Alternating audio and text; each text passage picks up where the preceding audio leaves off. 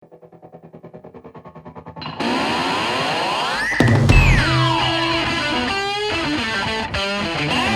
sia una bella gara, soprattutto un buon campionato nazionale per tutti.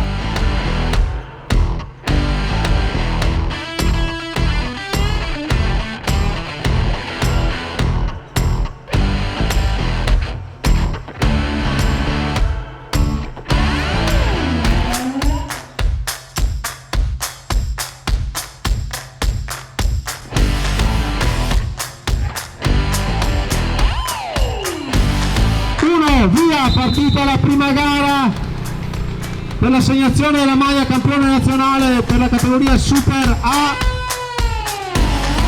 Sì, niente, queste sono gare un po' difficili da controllare, anche se perché partendo in pochi corridori così bisogna essere sempre in testa, in davanti, insomma, per controllare la corsa. Cosa dire, noi siamo arrivati in volata tutti quanti, è stata controllata la corsa. Per me la volata andava bene, quindi è andata così. Vediamo tutto il numero transenne, vediamo il protagonista dorsale, vincitore della maglia per la categoria Super Gentleman A, maglia.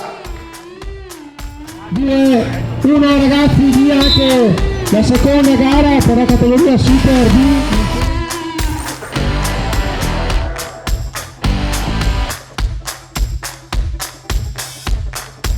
La nostra gara è stata una gara combattuta perché siamo partiti pochi.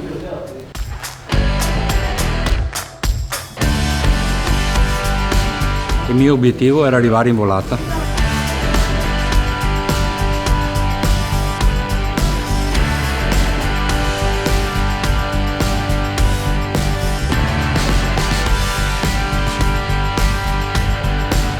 Sono partito lungo e è andata bene.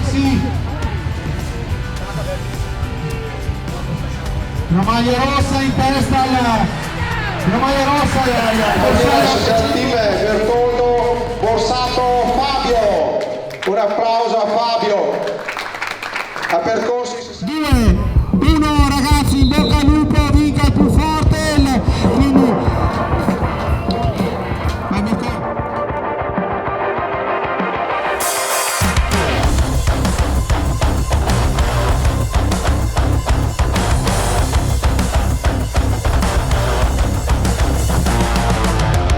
Sì, è stata una gara un po' particolare perché non partendo in tanti è anche difficile da interpretare. Dopo c'erano 4 cavalcavie e un sottopasso.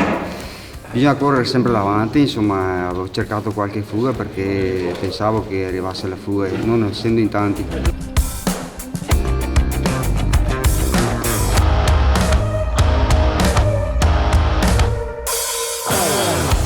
E invece siamo arrivati in volata e ho avuto la meglio, insomma sono super felice. Arriva qui il Pradipozzo 500 Mobili Tosone, Daniele Luca.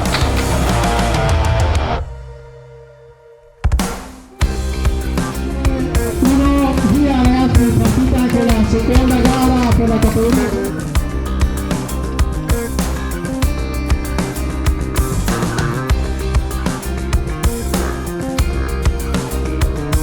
Quando si vince la gara va sempre bene, però c'è da dire che il percorso era abbastanza selettivo perché c'erano abbastanza cavalcavie e gli avversari molto agguerriti. Ho fatto un giro anche in 3 per vedere se riuscivamo ad arrivare noi 3, poi siamo stati ripresi quando mancavano 7 chilometri.